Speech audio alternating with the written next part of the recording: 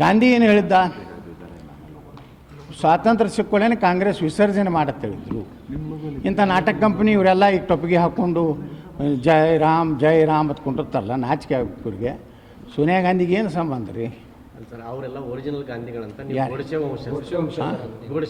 ಗೋಡ್ಸೆಯವ್ರು ಹೊಡೆದಿದ್ದು ಒಂದೇ ಗಾಂಧಿ ಇನ್ನೇ 2 ಗೋಳಿ ಎಲ್ಲಿಯೂ ಬಂದವು. ಗಾಂಧಿಯ ಶರೀರದಲ್ಲಿ 3 ಗೋಳಿ ಅದು.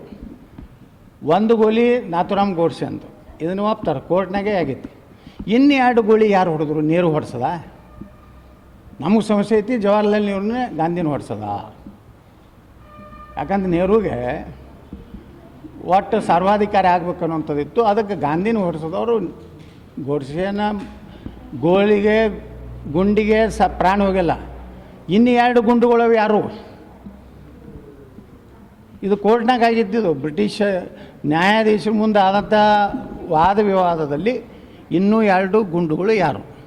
ಹಂಗಾದ್ರೆ ನೆಹರೂನ ಹೊಡ್ಸ್ಯಾನ. ಗಾಂಧಿನ ಹೊಡ್ಸೋದವ್ರು ನೆಹರು. ನಾಥುರಾಮ್ ಗೋಡ್ಸೆ ಒಂದೇ ಹೊಡೆದಕ್ಕೆ 2 ಬೇರೆ ಬೇರೆ ಕಡೆ ಬಂದು